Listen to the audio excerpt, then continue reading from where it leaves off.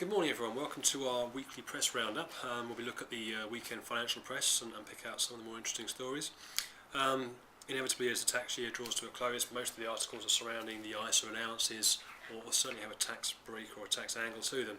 The first one we're looking at is in the Financial Times on Saturday, an article regarding salary sacrifice.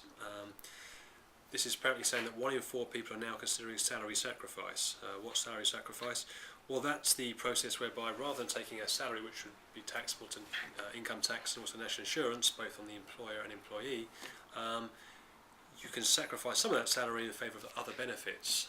The main benefit would be a pension contribution, but there could be other possible benefits you could look at there.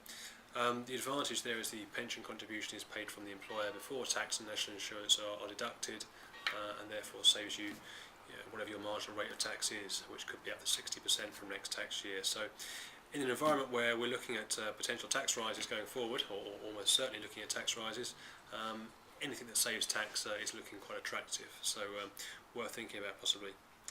The other article there we have on Weekend Press, Sunday Telegraph, uprate your ISA. This is an article talking about cash ISAs. If you'd saved into a cash ISA right from the start of cash ISAs back in 1999, you'd have invested 43,000 into your cash ISA accounts. And the important thing is that you keep this under review, because very often you're attracted to an ISA because the rate is decent, but that rate often includes a 12-month introductory bonus.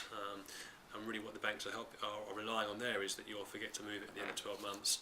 They can then drop the interest rate significantly, and your money will just be sort of floundering around earning very little interest. So the article there is suggesting that keep an eye on your investments, as with everything, review, and keep reviewing, and look for better rates. You can transfer an ISA, you don't use a tax break, you just pick up your ISA pot from one provider, move it across to another provider, and hopefully earn a better return on it. But keep revisiting those rates, because inflation is now running up at about 3.5% at the moment. Anything below that is actually losing your money, so important to keep an eye on that. ISAs again, the Independent on Sunday, be quick or miss out on the ISA deadline. The usual sort of round of making sure you take advantage of your tax breaks before the end of the tax year. ISAs are the main one, I guess. People looking to shield money from tax via their ISA wrappers. Currently, cash ISAs, stocks and shares ISAs. Allowances are set to change next year, but at the moment it's 3,600 into a cash ISA, 3,600 into a stocks and shares ISA if you're below 50. Above that, 5,100 and 5,100 into each. I think the key thing there is that yes, the tax breaks are great, take advantage of it if it's appropriate, but the main thing is, do you want cash, do you want stocks and shares? If you want stocks and shares, where should you invest in money? Should it be in the UK, overseas, fixed interest, property, whatever it may be. So the underlying asset is the key decision.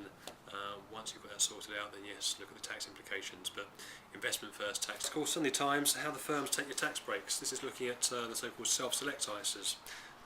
These are ISAs whereby investors simply buy an ISA wrapper and then tell the investment company which particular share they'd like to hold within that ISA.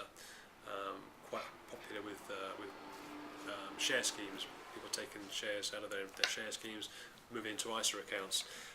It makes the point though that actually if you're a basic rate taxpayer, the tax save is minimal, and very often the brokerage fee, or the fee for holding your ISA with this company is much larger than the tax you're saving. So again, revisit that decision and make sure it still makes sense, if it ever did.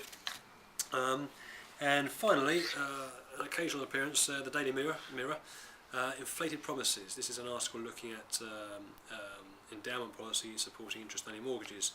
Not particularly news really. I mean, it's an old story, but I think anyone that holds one of these investments will know that if you have a with profits endowment policy, it's generally underperformed expectations, and therefore worth looking at, worth reviewing again, because in the past you wouldn't perhaps look at selling an endowment early because a lot of the bonus would have come in the terminal bonus, which is paid at the end of the policy term. But increasingly we were seeing no terminal bonus at all being paid, or if it is being paid, they are actually being quite reasonable about it and paying it a little bit earlier than they perhaps might have done. So very often mid-term policies include terminal bonus there.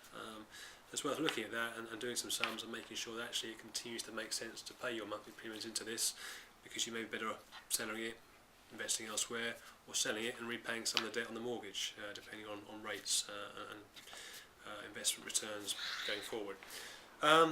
And that I think is it for this weekend. No doubt next weekend we'll see more on the ISA stories and more people clamouring to receive your hard-earned cash.